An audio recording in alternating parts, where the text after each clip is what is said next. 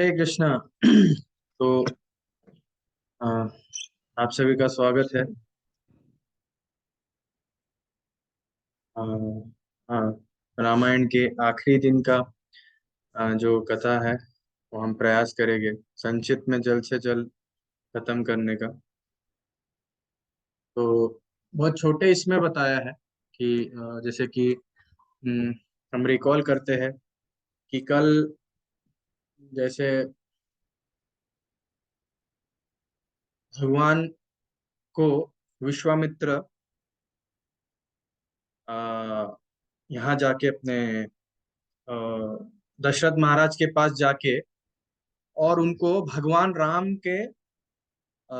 भगवान राम को लेके जाने का जैसे प्रस्ताव रखा तो वो मूर्छित हो गए।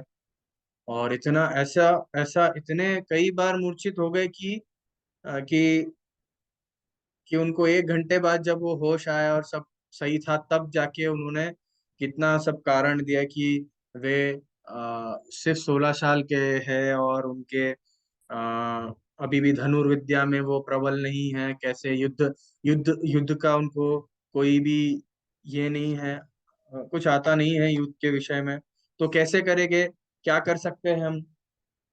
अ, भेजना सही नहीं रहेगा, मुझे लेके जाइए, मुझे और मेरे अक्षोणी सेना को लेके जाइए, फिर इत्यादि इत्यादि। फिर उन्होंने बोला कि नहीं ठीक है, अगर आप राम को लेके जाना चाहते हैं तो हम सब आना चाहते हैं। तो फिर विश्वामित्र इतना क्रोधित हो गए और क्रोधित होने के बाद उन्होंने कहा, पूरा भूमि कंपन होने लग गया और बहुत क्रोधित थे। और उन्होंने कहा कि आज तक रघुवंश में किसी ने भी ऐसा नहीं किया।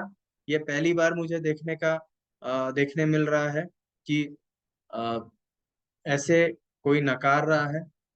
तो वशिष्ठ उनको कहते हैं कि ऐसे मत कीजिए, ये आप सांत्वना दीजिए। विश्वामित्र जो विश्व के मित्र है वो ऐसे नहीं करेंगे। और आप राम को भेज दीजिए, आप चिंताहीन रहिए और भेज दीजिए। जैसे वो जाते हैं और जाने के सरोई सरोई तट के वहां वो उनको 2 मंत्र देते हैं और वो 2 मंत्र से वो अतंत सूर्य के हजारों सूर्य के समान तेजस्वी हो जाते हैं। और फिर ऐसे ही आगे जब जाते हैं गंगा तट पे आते हैं, उनको कहते हैं कि देखिए यहीं से गंगा का आगमन हुआ। ब्रह्मा जी के बारे में बताते हैं कि ब्रह्मा जी यहीं से सरोई नदी नदी से ये आगमन करवाया। और फिर उसके बाद उनको आचमन करने कहते हैं। और ऐसे करते करते करते एक आप जाते हैं आगे तो एक घना जंगल दिखता है। तो अब वो 2 दानवों को मारने का प्रसंग आएगा। तो हम आज बहुत संक्षिप्त में ये करेंगे, आज हमको बहुत कवर करना है कि भगवान का ये तो 16 शत का आयु है और उसके बाद क्या होता है, उसके बाद वो अभी विवाह करेंगे आज। और ऐसे हम कंप्लीट करेंगे। तो हम पहले भगवान से प्रार्थना करेंगे और गुरु से प्रार्थना करेंगे। इसको आरंभ करने से पहले ओम अज्ञान इति मिरांधस्य ज्ञानंजन शलाकया चक्षुरुन्मीलितं येन तस्मै श्री गुरुवे नमः। श्री चैतन्य मनोभीष्टं स्थापितं येन भूतले स्वयं रूपः कदा मह्यं ददाति स्वपदान्तिकं वन्देऽहं श्रीगुरो श्रीयुतः पदकमलं श्रीगुरुन् वैष्णवांश्च श्रीरूपं साग्रजातं सहगण रघुनाथान्वितं तं सजीवं साद्वैतं सावधूतं परिजनसहितं कृष्ण चैतन्य देवं श्री राधा कृष्ण पादान सहगना ललिता श्री विशाखान्वितांश्च। हे कृष्णा करुणा सिंधु दीन बंधु जगतपते गोपेश गोपिका कांत राधा कांत नमोस्तुते तप्त कांचन गौरांगी राधे वृंदावनेश्वरी वृषभानुसुते देवी प्रणमामि हरिप्रिये गन्तेरारम्भ चरण गुरु वैष्णव भगवान। तीनेर स्मरण हाय विघ्न विनाशन्या सिद्धाय निज वांछित पूर्ण। हरे कृष्णा कृष्ण कृष्ण हरे हरे, हरे राम राम राम हरे हरे।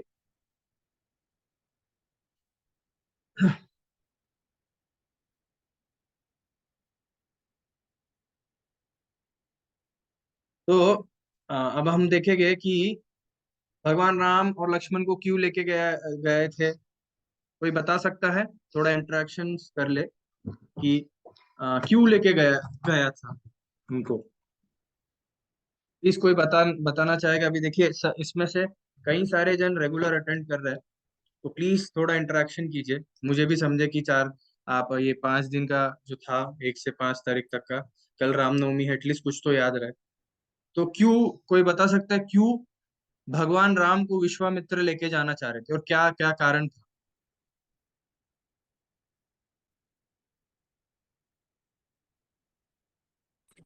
हरे कृष्णा प्रभु जी।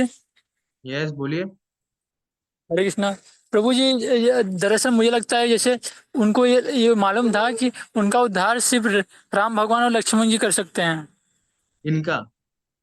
जो असुर थे, असुर। हाँ, पर कहाँ विश्वामित्र कहाँ लेके जा रहे थे उनको, क्यों लेके जा रहे थे, अ, कारण क्या था, याद है? उनका। हाँ प्रभु जी।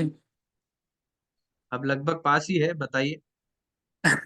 मतलब कि मतलब वो जो असुर थे ना, असुर को मारने के लिए वो मारिच था ना प्रभु जी। हम्म मारिच था। फिर उनके साथ एक हम्म। और असुर था ना प्रभु जी, माया भी असुर था उसके लिए। हाँ, तो क्यों क्यों क्या कर रहे थे, विश्वामित्र क्यों लेके जा रहे थे? मतलब उनको मारने के लिए प्रभु, उनसे युद्ध के लिए, लड़ने के लिए, तो इसीलिए इसीलिए बहुत लगभग महाराज लगभग दशरथ। करीब है, आप लगभग करीब है युद्ध के लिए, पर एक कारण था, विश्वामित्र क्यों लेके गए थे उनको? उनको क्या ऐसा परेशानी हुई कि वो दशरथ महाराज के पास जाके पुत्र। प्रभु जी उनको ये परेशानी थी क्योंकि वो मारिच लोग, वो लोग यज्ञ भंग करते थे, मांस डालते थे और उन्हें यज्ञ कंप्लीट नहीं करने देते थे, हाँ हाँ हाँ, सही सही सही बात है यज्ञ में बाधा कि करते थे प्रभु। हाँ, क्योंकि वो जब में यज्ञ में बाधा करते थे, मलमूत्र, मांस का टुकड़ा इत्यादि डाल देते थे, और उनका तपस्या भंग करते थे, उनका यस जैसी प्रभु। संपन्न होने के सामने ही वो ये त्रुटि कर देते थे उनका। अच्छा है, अच्छा आपने याद रखा। तो अब देखेंगे कि ये वन में घूमते घूमते घूमते घूमते वो तपस्वी भूमि जहाँ विश्वामित्र यज्ञ कर रहे थे, वहां जाके वो पहुंचे। पहुंचने के पश्चात आ, विश्राम लिया, और विश्राम लेने के पश्चात कि वहां यज्ञ शुरू हुआ। यज्ञ शुरू होने के बाद राम और लक्ष्मण वहां तत्पर खड़े रहे। कई रात, कई दिन बीते, उसके सुरक्षा करते रहे। फिर उस छठी रात्रि में जब सोमराश निकलने वाला था, राक्षसों राक्षसों का आगमन का सूचना देने, मतलब पूरी पूरी पूरी बादल गरजने लगे, एक भयानक गर्जना सुनने ने दी, एकदम एकदम बहुत तेज गर्जना थी। और मारीच और सुबाहु अनुयायी अपने अनुयायियों के साथ बिना पूर्व सूचना के आ धमके, और यज्ञ की वेदी पर मित मल मूत्र मांस सब कुछ वर्षा होने लग गया।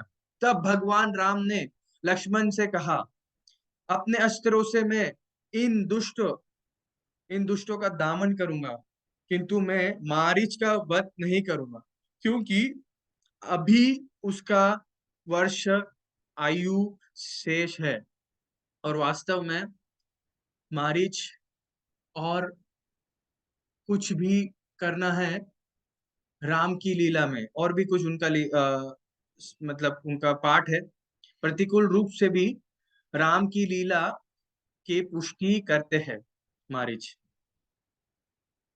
सब जानते हैं भविष्य में कहाँ, कहानी के आगे में क्या होगा, मारीच क्या करेगा, हम बाद में सुनेंगे उसका। राम ने एक एक शक्तिशाली अस्त्र छोड़ा, जो मारीच की मारिच की छाती में लग गया, जिससे वो, उससे मरा नहीं वो, परंतु वो 100 योजन सागर के तट पे गिर गया। फिर दूसरे बाण से राम ने सुबाहु के छाती पे भेद दी, जिससे वो धराशायी हो गया। भूमि पर गिर पड़ा। और तीसरा, जो अस्त्र छोड़ के अन्य राक्षसों को भेज दिया। तत्पश्चात वो क्षेत्र पूरा क्षेत्र शांत हो गया। एक एक दो तीन बार। और राम शांत हो गए। जिस कार्य के लिए आए हैं, अभी हम अभी संपादित हो गया। और परम भगवान अभी शांत हुए। सिद्ध आश्रम में पहले वो निवास, मतलब उन्होंने एकदम शांत हो गया और सारा चीज थे। विश्वामित्र उनसे प्रसन्न हुए, उनको कई उनका गुणगान हुआ। तो आप देखे कि कैसे मारीच को तो उन्होंने मारा नहीं, क्योंकि आगे जाके उनका कुछ भाग था जो रामलीला में सहयोग करना था उनको, भगवान भगवान की लीला में उनको भाग। और उसके बाद आगे जब हम देखेंगे, अभी अभी अभी आगे जाएंगे, जैसे ये दो राक्षसों मारने के बाद, तो भगवान, संक्षिप्त में लेके जाता हूँ कि ऐसे ही विश्वामित्र उनको लेके गए, कहाँ, जनक महाराज के पास। और वहां खबर आई कि सीता, देवी सीता का स्वयंवर चल रहा है। और ये दोनों वो महल में गए, और वहां कहीं सारे राजाओं के पुत्र थे बलशाली। पर भगवान से बलशाली और कौन हो सकता है? भगवान से बलशाली ना कोई है, ना कोई होगा, ना कोई आने वाला है। भगवान ही स्वयं सारे बल के दाता है, सारे बल के स्रोत है। जैसे बलराम जी, भगवान के भाई लक्ष्मण जी, लक्ष्मण जी ही बलराम है, बलराम जी ही कलयुग में नित्यानंद प्रभु के इसमें आए, रूप में आए। और वो इन दोनों अवतार में लक्ष्मण जी तो एकदम क्रोधित थे, राम लीला में एकदम तत्पश्चात खड़े रहते थे, तत्पर खड़े रहते थे भगवान राम की सेवा में। यही देखे कि आ, वो आए बलराम जी के रूप में। बलराम जी के रूप में अगर हम देखेंगे, बलराम जी के रूप में भी वो मधुमास में आए। मतलब जो दो दो महीना वो रहे वहां गोकुल में और मधु का खूब पान किया। ऐसा कहा जाता मधुमास वो समय में बहुत मधु उत्पन्न होता है, और बलराम जी को बहुत मधु पसंद है। बलराम जी का जब आविर्भाव होता है उस दिन वृंदावन में अधिक बहुत मधु का उनको भोग लगता है। तो बलराम जी हमारे आदि गुरु है। बलराम जी से ही गुरु तत्व शुरू होता है। तो बलराम जी वे इतने महान, बोल सकते हैं कि हमारा कोई भी भक्ति में अगर कुछ भी अड़चन है, हम भगवान बलराम जी के चरणों में हम निवेदन कर सकते हैं कि हे बलराम जी, आप हमें प्लीज कृपया करके इस परेशानी से निकालिए। इस हमारे अंदर जो काम क्रोध लोभ मोह मद मत्सर्य है, जो माया में फंसे हैं, प्लीज बलराम जी आप निकालिए। उनके चरणों में हम प्रार्थना कर सकते हैं, लक्ष्मण जी के चरणों में प्रार्थना कर सकते हैं। और ऐसे बलराम जी के जो चरण में है एक उखल का निशान है। भगवान के चरणों में, दोनों चरणों में बहुत ऑस्पिशियस मार्क है, कृष्णा के, भगवान राम के, चैतन्य महाप्रभु के, नित्यानंद प्रभु, बलराम जी, लक्ष्मण जी, इनके चरणों में, इनके हाथों में बहुत ऑस्पिशियस मार्क्स है। तो ऐसी ही बलराम जी के चरणों में भी एक ऑस्पिशियस मार्क है, जो उखल होता है, जो बैल के पीछे टांगा जाता है, जिससे बैल को खेती कर सके, अच्छे से उसको जोत सके खेत को। तो अगर हम उनको उस पे मेडिटेट करेंगे तो भगवान हमारे हृदय को जोतेंगे, और सारे जो गलत गलत चीजें हैं वो निकाल देंगे, और उस पे भक्ति लता बीज को डालेंगे।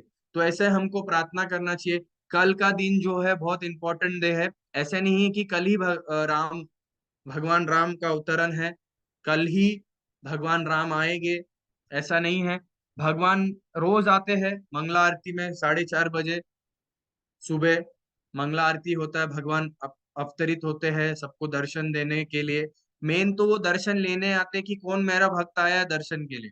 मेरा दर्शन लेने के लिए। वो अटेंडेंस लेते, ना कि हम अटेंडेंस लेते। जैसे इस्कॉन में कभी जो भक्त लोग जो रहते हैं, ब्रह्मचारी लोग जो टेम्पल में रहते हैं फुल टाइम, तो उनका जो कुछ अथॉरिटीज होते हैं, जैसे जुहू में गार्ड है एक, उनको अथॉरिटी दिया गया है कि आप टिक कीजिए कौन कौन आया है। तो वो टिक करते रहते, आज ये आया, आज नहीं आया। और एक बार मेरे साथ हुआ कि मैं कोने में खड़ा था, एकदम पीछे में कोर्टयार्ड में खड़ा था, और मेरा कुर्ता सूखने नहीं की वजह से मैंने उत्तरी डाला था, जैसे पुजारी लोग डालते, तो मैं उत्तरी डाला था, इसलिए मैं पीछे खड़ा था एकदम लास्ट में। तो मैं जब कुर्ता सूखने के बाद मैं 8 बजे भागवतम के कक्षा में आया, और तब मैंने गार्ड से बोला कि देखो मैं आया था, आप चाहिए तो टेम्पल कमांडर है, इनसे पूछ लीजिए, वो बाजू में खड़े थे, देखो पूछो, प्रो जी मैं तो उत्तरी में आया था, बताइए। हाँ हाँ आया, हाँ आया है। तो वो गार्ड बोला कि देखो, कहीं भी रहो पहले मुझे मिल के जाना, फिर ही आपका ये दर्शन क्या मंगला आरती का माना जाएगा। पर भगवान से थोड़ी ना हम चुपे, भगवान को तो भगवान ने अटेंडेंस ले लिया मेरा कि हाँ ठीक है ये आया था। तो हर सुबह, हर दिन, हर प्रतिदिन भगवान अवतरित होते हैं। तो ये जो रामलीला है हमको हृदय में बसाना है, हृदय में रखना है, और इसको चिंतन रख के हमको देखना है कि भगवान राम किस प्रकार अवतरित हुए। जब वो आए तो सारा कष्ट भाग गया, जब वो आए हर एक जगह शीतल हो गया, जब वो आए हर एक पानी मीठा हो गया, जब वो आए हर एक पेड़ में अति सुंदर फूल आए, हर एक पेड़ में अति स्वादिष्ट फल आए। सोचिए, और हर एक जन का मनोस्थिति बदल गया, उनका वो हमेशा संतुष्ट रहे। भगवान जैसे अभी कथा में पिछले कल ही हम सुने थे कि भगवान जब आते हैं, भगवान का जो स्वभाव है वो अ, प्रसन्न राम है, वो प्रसन्न रहते हैं, तो उनके साथ वाले जो भी है वो हमेशा ही प्रसन्न रहते हैं। तो अभी हम अगर हमारे हृदय में भगवान को रोज प्रतिदिन हरे कृष्णा महामंत्र से बुलाए, उनका कथा सुने, उनके बारे में सुने, तो हमारे अंदर भी क्या क्या गुण आएंगे, हम भी अति प्रसन्न रहेंगे, हमेशा प्रसन्न आत्मा, प्रसन्न रहेंगे, हमको कष्ट नहीं होगा, हमारा जीवन भी शीतलमय रहेगा, हमारे जीवन में भी भक्ति लता, भक्ति का फल आएगा। हमारे भी जीवन में आ, बहुत सारे पौधों में जैसे फूल खिलते, वैसे ही हमारे जीवन में भक्तियों का फूल खिलेगा। कैसे फूल खिलेंगे? आदान प्रदान से, भगवान आदान प्रदान करेंगे, वो जो आदान प्रदान है हमको कहीं नहीं मिलने वाला। हम बस ये 6 दिन हो गए, ये 5 दिन हो गया, कल भगवान, आप लोग जो लोग सुन रहे हैं, प्लीज मेरा निवेदन है आपसे कि कल सुबह ठीक, हमने स्केड्यूल भेजा है आपको, कल सुबह जुहू में शोभा यात्रा है 6:15 का, अगर नहीं होता है 6:15 ठीक है, 7 बजे, 7:30 को शोभा यात्रा तक जब पट खुलेगा, तो भगवान का दर्शन, दिव्य दर्शन आप ले सकते हैं। बहुत सुंदर भगवान का अलंकार होगा कल, श्रृंगार दर्शन होगा। उसके बाद ठीक 11 बजे अभिषेक होगा भगवान का। अभिषेक देखने से हमारे कई जन्मों के पाप कट जाते, चरणामृत लेने से हमारे कई जीवन के पाप कट जाते। हम अगर भगवान को दंडवत किए, हमारे कई जीवनों के पाप कट जाते हैं। आप सोच सकते हैं, तो हमको प्रतिदिन भगवान को प्रणाम करना चाहिए, प्रतिदिन हमको भगवान को एक तुलसी अर्पण करना चाहिए। 8 नाम है, अगर आप कोई नोट करना चाहते तो प्लीज नोट कीजिए, मैं स्लोली बोल रहा हूँ। तो ये नोट कीजिए, भगवान को ये बीच की उंगली और ये मोटी उंगली को ऐसा तुलसी को पकड़ना है, और भगवान के चरणों में वो मंत्र पढ़ के, तुलसी महारानी का मंत्र पढ़ के, चंदन लगा के, अगर रोज रोज जो भी उस विष्णु पुराण में लिखा है, अगर रोज जो भी भगवान के चरणों में लगा देगा, उसको कृष्णा प्रेम प्राप्त होगा, या कोई भी मनोकामना है वो प्राप्त होगा। तो हमारा मनोकामना ये नहीं रहना चाहिए हमको अधिक से अधिक पैसा मिले, अधिक से अधिक प्रॉपर्टी मिले, अधिक से अधिक धन मिले, नहीं। हमारा मनोकामना रहना चाहिए कि हम अधिक से अधिक वैष्णव सेवा कर सके, अधिक से अधिक भगवान आपका दर्शन मिले, अधिक से अधिक हम गुरु का सेवा कर सके, गुरु का दर्शन मिल सके, अधिक से अधिक हम शास्त्र अध्ययन कर सके। तो अगर अब किसी को नोट करना है तो नोट कर सकते हैं। 8 नाम है तुलसी महारानी महारानी का। वृंदावनी, विश्व पावनी, विश्व पूजिता, नंदनी, पुष्पसारा, तुलसी कृष्ण जीवनी। ऐसे स्मरण करके, मतलब ऐसे तुलसी महारानी को लेके चंदन लगा के और भगवान के जो चरणों में लगा देता है, उनको शीघ्र, अति शीघ्र, या कंफर्म गारंटी है कि कृष्णा प्रेम का प्राप्त हो। तो ये हम अगर मूड रखेंगे, कल रामनवमी है, कल से हम संकल्प ले सकते हैं, जो लोग एक माला करते हैं वो दो माला पे आइए, संकल्प लीजिए भगवान के, और एक एक एक शब्द, एक एक स्टेप बढ़िए, ना कि सामाजिक चीजों पे एक एक स्टेप बढ़िए। आप देखिए, आप अभी है कुछ दिन के लिए या कुछ क्षण के लिए, ये सब सब टेम्पररी है, सब मतलब टेम्पररी है, सब नष्ट हो जाएगा। जैसे देखिए वो राक्षस क्या सोच रहे थे, हम यज्ञ नहीं करने देंगे, हम दाता है, मल मूत्र त्याग के हम नष्ट कर देंगे यज्ञ कर, पर क्या हुआ, 3 बाण में, 3 बाण में भगवान चाहिए तो एक बाण में सबको संपन्न कर, बाण भी नहीं छोड़ने की जरूरत होती, भगवान राम को बस चिंतन करना होता कि बस सोच दे, बस उसमें ही उनको हार्ट अटैक आ जाए, मर जाए, सांस, हवा बंद हो जाए, मर जाए। भगवान को ये सब सोचने, भगवान दिखा रहे कि अगर हम शरणागत रहेंगे तो हमको अवश्य रक्षा करेंगे, माँ सूचा। मैं बारंबार कह रहा हूँ, देखिए ये प्रूफ है, कांचीपुरम में वरदराज के मंदिर में, वरदराज टेम्पल जो है, भगवान के हाथ में लिखा है माँ सूचा, मैं रक्षा करूंगा। तो अगर ये कंफर्म हमारे हृदय में रहे, मैं रक्षा करूंगा, भगवान रक्षा करेंगे, तो उसका लाभ उठाइए आप, उसका लाभ उठाइए, उसका, भगवान का अगर हम भगवान के शरणों में नहीं जाएंगे तो और कोई हमारा सदगति नहीं है। तो सोच सकते हैं कि हम किस प्रकार से, देखिए अभी जैसे कि भगवान जाते हैं जनक महाराज के यहाँ, इतने सारे स्वयंवर के लिए आए हैं, और सीता माता कहाँ से, जैसे सीता माता, इतना इतना सुंदर वर्णन दिया गया, इतना सुंदर वर्णन दिया गया है कि आगे हम देखेंगे, जैसे कि ये तो बाल्यकांड है, इसके आगे जब वनवास में जाते हैं भगवान, तब इसी के बाद जब शादी हो जाएगा, और उसके बाद मंथरा कैकेयी को उनको झूठ झूठ बोल के, वो दो, जो उनका, उनको उनको उनसे दशरथ महाराज प्रसन्न हुए थे और 2 वर बोले थे कि 2 वर मांगा, और वो 2 वर उन्होंने मंत्रा को बता दिया।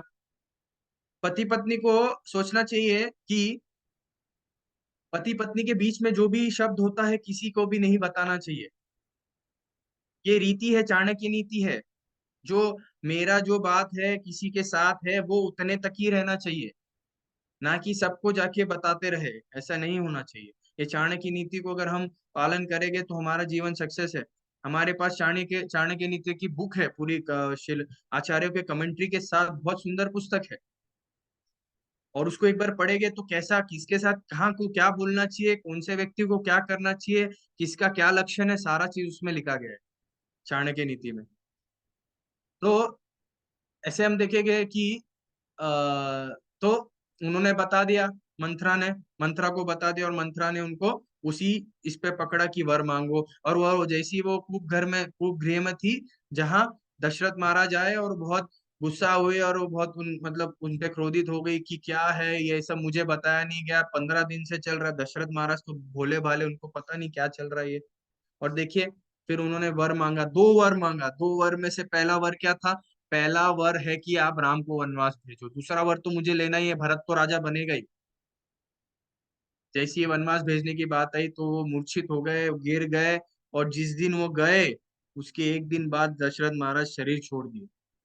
इतना लगाव था, इतना प्रेम था, इतना प्रेम था। यही अगर हम देखेंगे वृंदावन में, जब माता यशोदा, नंद महाराज, पूरे वृंदावन वासी, जब कृष्णा कह के गए कि मैया मैं आऊंगा, गोपियों को कहे, ग्वाल बाल को कहे, मैं आऊंगा, मैं लौट के आता हूँ, बस मथुरा जाता हूँ, बस आ जाऊंगा, आ जाऊंगा, आप रहना, आप चिंता मत कीजिए, इस बात को दिमाग में रखते हुए, माथे में रखते हुए कि भगवान आएंगे, कृष्णा आएंगे, बलराम आएंगे, वो शरीर भी नहीं छोड़ पाए, वो सूख गए, वो सूख गए, रो रो के उनके, महाराज नंद महाराज के घर से एक पतली सी धार, एक पानी की धार निकलती थी।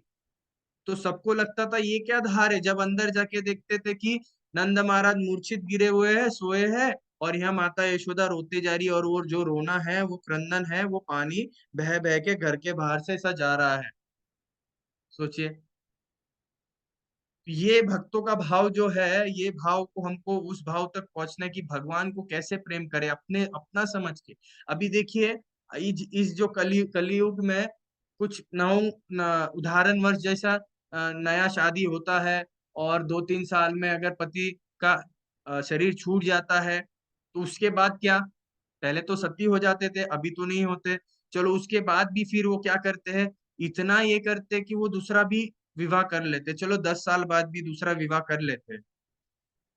पर ये जो भगवान का जो विरह है, वो जो प्रेम है, अगर हम सही में प्राप्त करें, हम वो मूर्ति नहीं देखेंगे भगवान को, जो गीता को, हम भगवत गीता को भगवान की वाणी समझेंगे और आचार्य को टीका को हम समझ के भगवान के और निकट जा सकते हैं। तो ऐसे ही देखे कि इन्होंने तो कहा, कह दिया, और जैसे ही राम गए वनवास, तो वहां कौन आए, शूर्पणखा आए। बहुत संक्षिप्त में कह रहा हूँ कि शूर्पणखा है। शूर्पणखा ने क्या किया, शूर्पणखा ने गए और भगवान राम को देख के, इतना सुंदर व्यक्ति कौन है ये, ये जो पुरुष है, इस पुरुष को तो मैं कहीं भी नहीं, इससे पहले तो कभी भी नहीं देखा, तो ये पुरुष कौन है। तो इतना उनको आकर्षण लगा भगवान कि वो अपने आप को बदल ली। उनके पास माया शक्ति थी और उन्होंने क्या किया, अपने आप को एक सुंदर अवसर अप्सरा के समान उन्होंने सुंदर बना दिया। और फिर क्या किया उन्होंने, जैसे ही वो गए भगवान राम के पास, हे भगवान, हे राम, आप हे, आप कौन हैं, आप इतने सुंदर दिखते हैं। तो उन्होंने कहा, मैं राम हूँ। दशरथ महाराज जो थे क्योंकि वो शरीर छोड़ चुके थे, जो थे अयोध्या के राजा, मैं उनका पुत्र हूँ, अभी मैं वनवास में आया हूँ। अच्छा, तो आप कई सालों से तो अकेले कई दिनों से अकेले है, वनवास में है, और 10 साल हो चुका है। उन्होंने कहा था कि 10 साल से मैं वनवास में हूँ। तो उन्होंने क्या किया, अच्छा ठीक है, तो मुझसे विवाह कर लो, आप अकेले हो तो आपको कंपनी मिल जाएगा, मैं साथ में रहूंगी। तो बोलते, नहीं नहीं, मैं नहीं कर सकता विवाह, आप वो लक्ष्मण के पास जाइए। तो लक्ष्मण के पास जाइए, वो पक्का वो विवाह करेगा, क्योंकि वो ब्रह्मचारी है। अभी कैसे ब्रह्मचारी हुए, 10 साल से तो पत्नी से मिले नहीं, तो उस कारणवश तो मतलब वो ब्रह्मचारी का ही पालन करने लग गए, क्योंकि जैसी नया विवाह हुआ, वो भी भगवान के साथ चले गए। तो जैसे ही वो ब्रह्मचारी, वो गए के पास गई कि हे लक्ष्मण, मुझे आपसे विवाह करना है। अरे, मुझसे विवाह करना है, अच्छा मुझसे विवाह करोगी, देखो मैं नहीं कर सकता, नहीं नहीं, मुझे आपसे विवाह करना है, आप बहुत सुंदर हो, आप बहुत। तो शूर्पणखा जैसे जैसे लक्ष्मण के पास गए, तो लक्ष्मण जी बोले, देखो मेरे से तो शादी करके आप क्या कैसे करोगे। तो बोले कि हाँ, मुझे नहीं, आपसे ही शादी करना है। तो जैसे ही शादी का बात आया, तो उन्होंने क्या किया कि हाँ ठीक है, ठीक है, आपकी इच्छा, दासी बनोगी, शादी करना है तो फिर जीवन भर दासी बन के रहना पड़ेगा। तो बोले, दासी, ऐसे कैसे दासी। तो उन्होंने कहा कि अच्छा, आप दासी क्यों, क्योंकि मैं तो दास हूँ, मैं उनका सेवक हूँ, तो आपको दासी, अगर मुझसे शादी विवाह करोगे तो दासी ही बनना पड़ेगा। अच्छा, तो फिर उसके बाद वो कंफ्यूज हो गई कि अच्छा, नहीं नहीं, तो एक काम करो, लक्ष्मण जी कहे कि राम के पास ही जाओ, राम के पास, अरे वो मान जाएंगे, वो बस ये करे, थोड़ा सा बोलिए तो सही उनको, प्रयास तो कीजिए, और प्रयास कीजिए, वो मान जाएगी। तो भगवान राम के पास गए, और भगवान राम के पास गए कि आप हे राम, आप बहुत सुंदर है, आप ही है, आपसे ही मैं विवाह करना चाहती हूँ, ऐसा करते थे उन्होंने। वो थोड़ा खेल रहे थे एक दूसरे के साथ, मतलब थोड़ा सा आनंद लेना चाह रहे थे लक्ष्मण जी और भगवान राम। तो दोनों जैसे खेलते खेलते, तब जब उन्होंने इधर उधर किए, कैकेयी अपना मंत्रा, ये सॉरी, जो शूर्पणखा थी वो बोली थी, पर राक्षसी थी, पर वो भूली थोड़ा सा सरल थी। पर जब वो थोड़ा कहीं कुछ समय बीता, और समय के बाद जब देखा यहाँ वहां भेजा भेजा जा रहा है, तब उन्होंने देखा, उन्होंने सोचा कि अरे, ये तो मेरे साथ छल किया जा रहा है, ये तो कुछ दिक्कत ही है। तो उन्होंने देखा कि ये सब सीता के लिए हो रहा है, दिखाती हूँ। उन्होंने तुरंत अपने राक्षस के भेष में आए और सीता के तरफ गए, और सीता के तरफ जैसी मारने गए, तो भगवान राम तुरंत, कि देखो हमारे थोड़े से ये हर्ष आनंद, मतलब थोड़ा मस्ती करने के चक्कर में ये क्या हुआ, सीता सीता के ऊपर अभी प्रहार करने जा रहे, तो वो क्या करते हैं, तुरंत उनको रोकते हैं, और लक्ष्मण जी उनका नाक और कान काट के भेज देते हैं। तो फिर उसके बाद जब भेजने के बाद आपको पता है सबसे बड़ा विलन, सबसे बड़ा कोई व्यक्ति हो तो वो मंथरा नहीं है, वो रावण नहीं है। रामायण का असली विलन जो है वो है शूर्पणखा है। उस उनके वजह से ही ये क्लेश हुआ। वो जब गए रावण के पास अपना दुख दुख दर्द कहे और इतना सब बताया, और उसमें बोले पता है कि राम के साथ एक जो स्त्री थी वो इतनी सुंदर थी, इतनी सुंदर थी, भाई ये तो आपके साथ होना चाहिए, या आपकी पत्नी होना चाहिए, तो आपकी रानी होना चाहिए। इतना सुंदर चेहरा, इतना सुंदर स्वर्ण, उनके शरीर का जो जो रंग है इतना सुंदर, भाई आप ही उसके श्रेष्ठ पति हो सकते हैं। राम तो क्या है। तो रावण तो सोचने लग गया, देखो भाई आप अगर इससे विवाह नहीं करे तो आप राजा के लायक नहीं है, आप राक्षस राज नहीं, राजा नहीं कहला सकते। तो रावण बहुत चिंता करने लगा।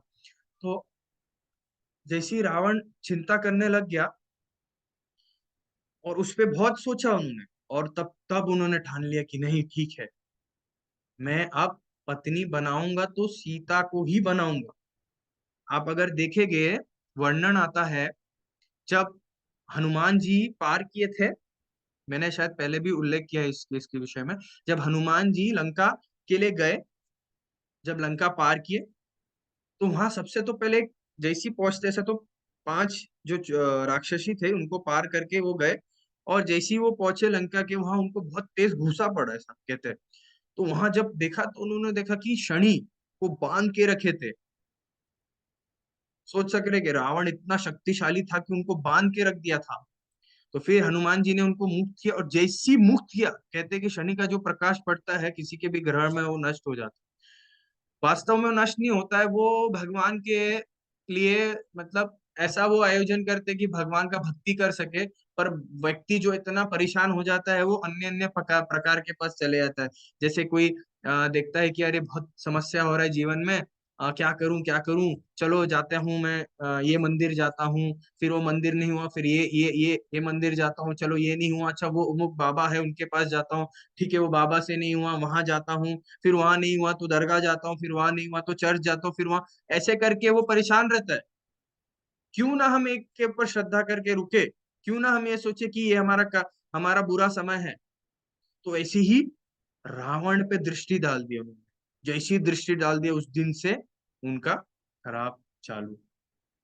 तो जैसे ही वो जाते हैं, रात का समय होता है, रावण अपने एक गार्डन में, बहुत बड़ा गार्डन का वर्णन किया है, और वहां जो स्त्रियां है वो नग्न थे, और बहुत कई सारे स्त्रियां थे, और उस स्त्री में वहां एक कुंड था, मदिरा का कुंड था। उस कुंड में एक तेजस्वी व्यक्ति, बहुत सुंदर दिखने वाले, बलशाली एक व्यक्ति बैठा है, मदिरा पी रहा है, और वो रावण था। रावण का सुंदरता उसमें व्याख्यान किया है। तो हनुमान जी तो भगवान राम राम राम राम राम नाम का आश्रित लेके वो बच गए वहां से। तो आप सोच रहे कि रावण इतने सारे स्त्री होने के बाद भी, इतने सारे स्त्री होने के बाद भी उन्होंने अपना काल खुद से ही ये किया। उनकी पत्नी तक का कही कि नहीं मत कीजिए, आपने ऑलरेडी इतने सारे स्त्रियों का अपहरण किया है, मत कीजिए। रावण जो दुष्ट होते हैं वो सोचते हैं कि अन्य अन्य लोक में जाएंगे, जैसे कि यहाँ के साइंटिस्ट है, वो सोचते हैं कि हम मंगल ग्रह जाएंगे, चांद में जाएंगे, वहां जाके घर ये करेंगे, वहां जाके अपना साम्राज्य बनाएंगे। ऐसे ही रावण भी था, ये रावण के प्रवृत्ति वाले लोग है। अभी तो रावण भी था, रावण क्या करना चाह रहा था, वो पृथ्वी के वहां से एक स्वर्ग का सीढ़ी बना रहा था कि कोई भी जा सके। आपको पता, कोई भी जा सके, इंद्र इत्यादि ये सब कांपते थे उनसे। तो ऐसे जो इम्पोर्टेंट विलन है पूरे रामायण में, रामचरितमानस में, वो शूर्पणखा के वजह से ही ये घटना घटा है, नहीं तो ये होता नहीं। नहीं वो अगर वो जाके नहीं बोलते, नहीं होता। रावण ने फिर अपने मामा को भेजा, हिरण बनाया इत्यादि, आपको पता है।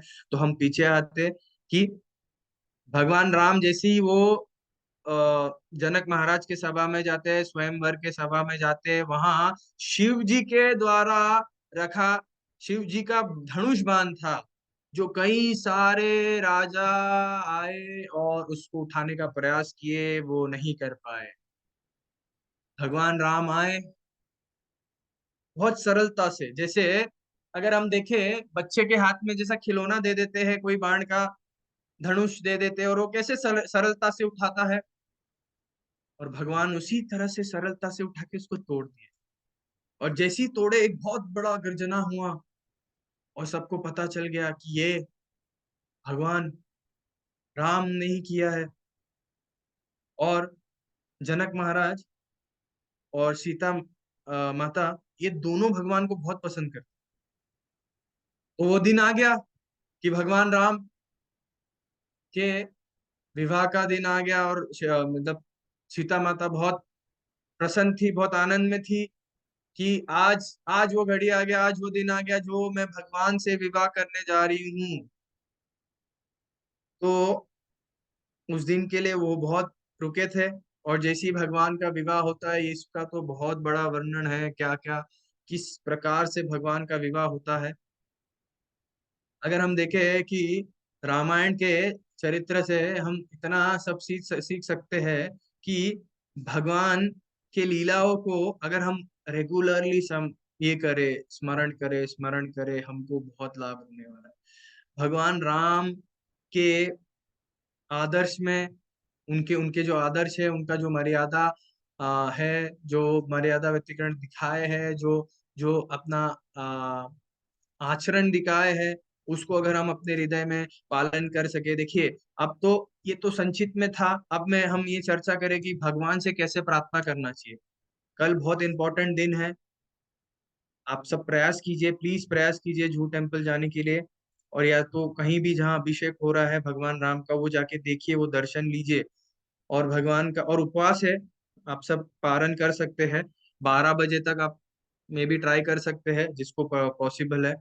अगर नहीं हो रहा है, देखिए, एक पहला उपवास है, आप रख सकते हैं कि जल जल पी सकते हैं, दूसरा फल फल खा सकते हैं, फल और जल खा सकते, फल और जल ले सकते हैं, और तीसरा है 12 बजे तक कुछ मत खाइए, हाफ डे फास्टिंग रखिए। और भगवान का जैसे ही अभिषेक होता है, तब जाके आप कुछ भोग बना के भगवान को, और भोग लगा के फिर वो प्रसाद रूपी में अर्पण कीजिए। तो कल हमारा मूड होना चाहिए कि भगवान राम से हमको प्रार्थना करना चाहिए, हे राम, अनंत जन्मों से मैं घूम रहा हूँ इस ब्रह्मांड में,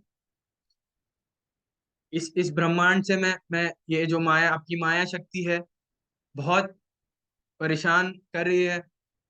मैं प्रयास कर रहा हूँ आपकी भक्ति करने का, पर भगवान, मुझे भक्ति करने का अवसर मिलने के बावजूद भी फिर माया मुझसे मुझे परेशान कर रही है। भगवान से और भी प्रार्थना करना है हमको कि हे भगवान, कृपया करके मेरे हृदय में जो काम, क्रोध, लोभ, मोह, मद मत्सर्य है, उसको निकालिए। और आपने, आपके जो आचरण है, आपके आपके जैसे तो हम बन नहीं सकते, पर आप तो केवल भगवान, भगवान ही एक ही व्यक्ति है। भगवान, हम तो बस उनके दास है, हम अच्छे से सेवा कर सके, उनके सेवा में लग सके।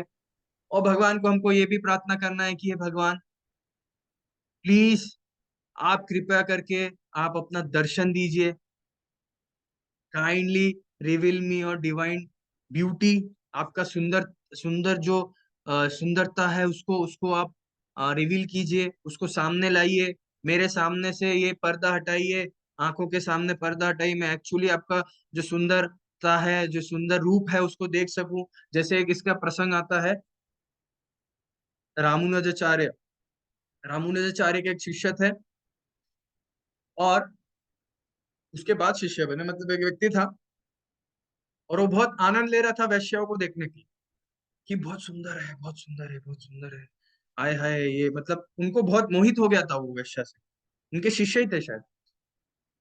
तो रामानुजाचार्य गए कि क्या कर रहे हो ये, क्यों इस माया में फंस रहे हो, क्या कर रहे हो।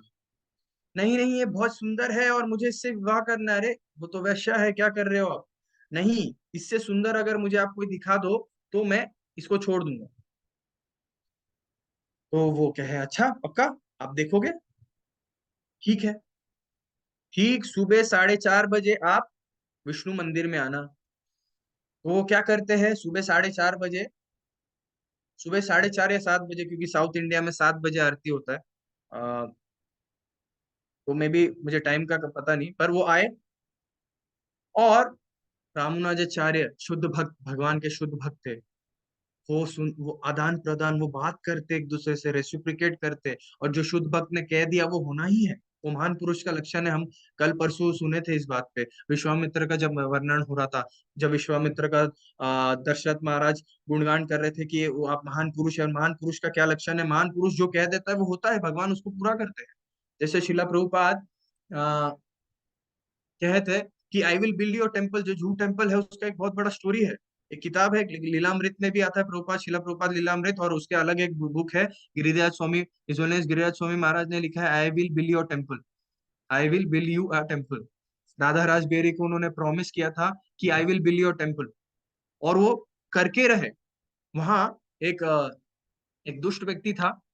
उन्होंने 3-4 जन को लैंड देने के बाद भी प्रभुपाद जी के शिष्य को, बड़े जो बड़े वैष्णव थे, सन्यासी थे, उनको उन्होंने लैंड दिया। और फिर लैंड देने के बाद बहुत सारा केस हो गया, और फिर बाद में बहुत परेशानी हुई। तो क्या हो गया, एक महाराज जी ने वो लैंड को हटा दिया, केस करने का तो केस ही हटा दिया। तो जब प्रभुपाद जी को जब पता चला, वो बहुत बहुत दुखी हुए। और उसके लिए उन्होंने 11 साल, कितने तो साल का बहुत बड़ा लड़ाई है, अगर आप देखेंगे बहुत बड़ा लड़ाई है जूहू टेम्पल का, कि बहुत सारे गुंडे आए, बहुत परेशानी करने का प्रयास किए। और वो जो व्यक्ति था, आ, उस व्यक्ति ने इतना सोर्स लगाया, वो बहुत बड़ा आदमी था, और उन्होंने इतना सोर्स लगाया, इतना तक कि वो बीएमसी में तक का गए, और बीएमसी में भी लोगों को जबरदस्ती किए जाने के लिए। और आपको पता है, जैसे आप जू मंदिर के एंट्रेंस करते हैं, जहाँ से कार जाता है, ये साइड तो लोग जाते हैं, ये साइड जो कार जाता है, वहीं बाजू में कालिया दमन का लीला है। भगवान कालिया के ऊपर खड़े, और वहां पौंड है। उसी जगह पे राधा रास बिहारी खड़े थे।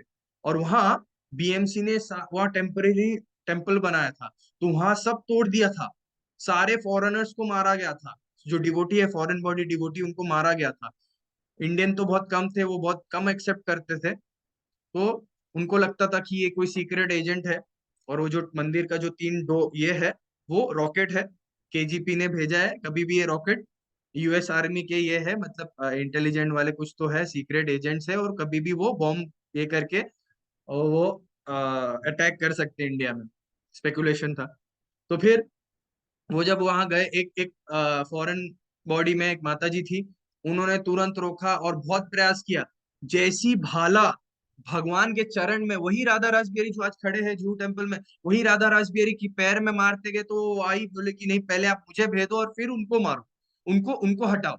तो उतने में एक व्यक्ति ने, उनके जो कांटेक्ट में था डिवोटीज के, उन्होंने सीधे बाला साहेब ठाकरे को फोन किया। और बाला साहेब ठाकरे को फोन करने के बाद उन्होंने तुरंत बोला ठीक है मैं देखता हूँ। उन्होंने सीधे बीएमसी के हेड को फोन किया। उन्होंने कहा, बाला साहेब ठाकरे ने, तभी मंदिर का बहुत ये चल रहा था, तभी उन्होंने कहा, जो जो गए हैं, अगर उनको, उनकी पत्नी को विधवा नहीं होना है तो उनको वहां रुकने दो। बस इतना ही कह के फोन रख दिया। तुरंत नेक्स्ट मूवमेंट, जैसी भाला पहुंचने गया, वहां से हेड का फोन आया कि तुरंत निकलो। उसके बाद कभी परेशान नहीं की। तो शुद्ध भक्त ने कहा कि I will build your temple. आज देखिए जूहू मंदिर इतना बड़ा है कि शुद्ध भक्त का वाणी जो है वो आया, वहां मंदिर हुआ, वो स्थान हुआ, और वो मंदिर है, और आगे भी रहेगा, चाहे 200-300 वर्ष के वो आगे भी रहेगा। तो ये शुद्ध भक्ति वाणी है। तो अब देखिए कि कैसे हमको भगवान के तो वैसे ही जब रामानुजाचार्य कहे कि मैं आपको बहुत सुंदर चेहरा दिखाऊंगा, उन्होंने सुबह जब आरती चल रही थी, भगवान के नेत्रों से जब आरती निकाले ना, तो भगवान भगवान को उन्होंने प्रार्थना किया, भगवान अपना सुंदरता दिखाइए। तो भगवान के जो नेत्र देखे उन्होंने, उनके जो शिष्य ने, वो देखते ही रह गए। उन्होंने इतना मतलब इतना आश्चर्य हुआ कि इतने सुंदर नेत्र, नेत्र किसी का हो भी सकता है। तब से उन्होंने, और एक्चुअली ने भगवान ने अपना जो नेत्र कमल है, उनको रिवील किया उनके सामने। क्यों? क्योंकि शुद्ध भक्त ने कहा था, उनके जो प्योर डिवोटी है, जो 24 घंटा कृष्ण कॉन्शियसनेस में रहते हैं, भगवान के चिंतन में रहते हैं, भगवान की सेवा में रहते हैं, उन्होंने जब निवेदन किया भगवान से, तब उन्होंने मांगा, तब उन्होंने रिवील किया। तो ऐसे ही हमको भगवान के सामने भगवान राम को कहना है, kindly reveal me your divine beauty, please आप अपने जो दिव्य सुंदरता है, सौंदर्य है, उसको निकालिए, मेरे आंखों के सामने पर्दा हटाइए, ताकि मैं देख सकूं, ताकि ना कि मैं ये मलमूत्र का शरीर को देख के मैं सोचूं कि हाँ ये सुंदर है, वो सुंदर है। नहीं, इसको नहीं। भगवान को ये भी प्रार्थना करना है कि भगवान कृपया करके आपके जो दिव्य जो ज्ञान है, असली ज्ञान है, वास्तव में असली ज्ञान क्या है? भगवत गीता अगर हम देखते हैं, सबसे पहले शुरुआत का ज्ञान क्या है? हम ये शरीर नहीं है, हम आत्मा है। पर क्या हो जाता है, हम कुछ किसी को कहते हैं या कोई हमको कुछ कहता है, अरे मुझे कैसे कह दिया, मुझे कैसे मार दिया, मुझे कैसे गाली दे दिया, इस वजह से मुझे, मेरा मुझे दे दिया, मुझे कष्ट हुआ, इस वजह से लोग फंसे पड़े हैं। मैं, अगर हम सोचे कि मैं ये शरीर नहीं हूँ, आत्मा हूँ, तो हमको कोई फर्क नहीं पड़ने वाला। अगर जैसे कि मेरा मेरा फोन है नहीं और मेरा दूसरे का फोन है, मैंने उठा के फेंक दिया, तो मुझे तो कुछ होगा नहीं। और कोई मेरे सामने व्यक्ति बैठा और मेरा फोन मैंने उठा के फेंक दिया, तो उसको भी कुछ लगने नहीं वाला। वो बोले क्यों फेंका, क्या हो गया? बस उसको कुछ, उस पर कुछ समस्या नहीं होगा कि मैंने फोन फेंका, नहीं, क्योंकि उसका उससे संबंध नहीं था। तो वैसे ही अगर हम अपने शरीर से संबंध ना रख के आत्मा का जो हमारा असली स्वरूप है उसको समझने का प्रयास करें, तो हमारा जीवन सफल है। क्या है हमारा स्वरूप? हम जीवेर स्वरूप है कृष्ण नित्य दास। अगर हम ये समझ गए कि हमारा जो स्वरूप है वो भगवान का दास, दासत्व का स्वरूप है, उसको हम जानेंगे, तो हम वास्तव में असली ज्ञान प्राप्त करेंगे। और असली ज्ञान ही भगवान से हमको मांगना है कि कृपया करके आप भगवान, हे भगवान राम, आप अपने जो दिव्य जो ज्ञान है वो मुझे दीजिए, मुझे प्राप्त करवाइए, ताकि मैं जो अविद्या है मेरे अंदर उसको काट सकूं, वो मेरे से निकल सके, और मैं असली असली विद्या को समझू, जो है, जो नित्य कृष्ण दास है, जो नित्य राम दास है, उसको समझू। और फिर भगवान को हमको ये भी प्रार्थना करना है कि देखिए भगवान, आप तो शालिग्राम शिला से प्रकट होते, आप पत्थर से प्रकट होते। जैसे पत्थर से कई सारे ऐसे वृंदावन में लीला है, हमारे आचार्यों के लीलाओं में आता है कि एक शालिग्राम शिला को पूछते थे। एक आचार्य हमारे गोस्वामी थे, सनातन गोस्वामी या रूप गोस्वामी, सनातन गोस्वामी, तो वो जब वो पूजा करते थे, और उस उनका इच्छा था कि भगवान, ये कोई कपड़ा देके गए थे कि महाराज ये कपड़ा है आपके लिए, भगवान को आप दीजिएगा, अर्पण कीजिएगा। तो वो विचार करने लग गया, अरे मेरे पास तो भगवान का कोई विग्रह नहीं है, मेरे पास तो सिर्फ शालिग्राम शिला है। और उन्होंने सिर्फ इच्छा किया, ठीक है, अगर मेरे पास अगर कोई विग्रह होता तो मैं उनको अवश्य ये कपड़े पहनाता। और ऐसे बोल के वो चले गए नहाने। और जब वो नहा के आए, तो उन्होंने देखा उस बैग से एक विग्रह निकला। और यही प्रमाण देने के लिए ये विग्रह उनका है। यहाँ वो आधा विग्रह, आधा शालिग्राम शिला और आधा ऐसा पूरा विग्रह में से, मतलब उनके पीठ पे चिपका है, और आधा शालिग्राम शिला, वही शालिग्राम शिला निकला हुआ है। शायद वो राधा रमन है वृंदावन में। तो ऐसे प्रमाण देने के लिए भगवान, शुद्ध भक्त सिर्फ सोच लिए, सोचिए, तो सोचो, उन एक शालिग्राम शिला से अगर भगवान प्रकट हो सकते हैं, तो हमारा हृदय में क्यों नहीं प्रकट हो सकते? तो हमारा जो हृदय है इतना कठोर हो चुका है, इतना पत्थर जैसा हृदय है, इसमें से भगवान प्रकट ही नहीं हो रहे। इसमें से हमको भगवान के नाम में, भगवान के इसमें हमको रुचि नहीं मिल रहा है। सोचिए, हम एक माला, कभी कभी एक माला करने में हमारी नानी मर जाती है, हमको एक माला में स्वाद नहीं है, 16 माला में स्वाद नहीं है, जो भी माला करने में, भगवान का कथा सुनने में स्वाद नहीं है, तो हमारा जीवन क्या है, बताइए। इस प्रकार हमको भगवान को प्रार्थना करना है, kindly Krishna, kindly manifest into my heart, please, please, हे लॉर्ड राम, हे भगवान, हे भगवान राम, आप मेरे हृदय में प्रकट होइए, मेरे हृदय को, ये आप शालिग्राम शिला एक पत्थर से प्रकट हो सकते, तो मेरा तो हृदय है, इसमें से तो प्रकट हुई है, तो पत्थर से भी ज्यादा कठोर है, इससे प्लीज आप हृदय, आप प्रकट होइए। हे भगवान, हे राधा कृष्णा, आप मेरे जिह्वा में नाचिए, ताकि ताकि वो हरिनाम के रूप में नाचिए, ताकि वो हरिनाम मेरे हृदय तक पहुंचे, हरे कृष्णा महामंत्र मेरे हृदय तक पहुंचे और उस हृदय को पिघल के आप आप प्रकट होए। हमको ये प्रार्थना करना है भगवान राम से। भगवान राम को हमको मतलब सीरियसली प्रार्थना करना है। जैसा मैं कभी, जैसे आप, मैं अपना अनुभव बता रहा हूँ, जैसे कि मैं जब भी भगवान, जैसे वहाँ सीताराम लक्ष्मण हनुमान जी का ऑल्टर है, जब भी मैं जाता हूँ भगवान राम को, है भगवान मुझे मुझसे कुछ भूल हुई तो क्षमा कर दीजिए, प्लीज मुझे कृपा कीजिए। और मैं सीता माता की तरफ देखता हूँ, सीता माता के पास मैं प्रार्थना करता हूँ कि हे सीता माता, आप जिस तरह एक काक को, एक कौवे को उठा के भगवान के चरण में रख दिए, तो इस तरह मुझे भी आप उठा के भगवान के चरण में रख दे। ऐसे एक लीला आ रहा था कि भगवान बैठे थे और सीता माता विश्राम, भगवान उनके गोद में विश्राम कर रहे थे और सीता माता बैठे थे। और वो जो कौवा था वो आके बहुत परेशान कर रहा था। वो इतना परेशान करने लगा, वो टोचने लग गया, शायद छाती पे या कहीं सर पे टोचने लग गया, तो वो थोड़ा सा खून गिरा। तो भगवान बहुत क्रोधित हुए, उठा के फेंक दिए। पर भक्त का क्या अवसर लक्षण है, सीता माता बहुत श्रेष्ठ भक्त है, बहुत उत्तम भक्त है। उनसे उनसे ज्यादा प्रेम कोई नहीं कर सकता। भक्ति में अगर भक्त के देखा जाए तो लक्ष्मण जी और हनुमान जी है, पर प्रेम में देखा जाए तो सीता माता, उनके जैसा प्रेम, तो अटूट प्रेम है उनका। तो उन्होंने क्या किया, उन्होंने उनको रिजेक्ट नहीं किया, भगवान ने रिजेक्ट कर दिया, तो उन्होंने क्या किया, उन्होंने वो कौवे को उठाया और भगवान के चरण में रख दिया। तो इस तरह से अगर हम सीता माता से भी प्रार्थना करते हैं कि हे सीता माते, आप प्लीज मुझे उस कौवे को, शायद वो काक भुसुंडी है, या उसका वो कौवे काक भुसुंडी तो नहीं है, काक भुसुंडी तो भगवान के बहुत उत्तम भक्त है, वो अभी भी शायद रामायण का वर्णन करते हैं। तो आप उठाइए, उनको बोलिए कि प्लीज आप मुझे भी उठा के भगवान के चरण में रखिए। तो ऐसे हमको प्रार्थना करना है भगवान के समक्ष। भगवान के समक्ष जाके हमको ये नहीं कहना है कि भगवान मुझे सक्सेस दिलाइए है भगवान, हाँ मुझे, भगवान कहते हैं कि आप आइए मेरे पास, सारा चीज मुझसे ही मांगिए, आप उनसे ही मांगना चाहिए, ये श्रेष्ठ है, उनके अलावा और किसी से नहीं मांगना चाहिए।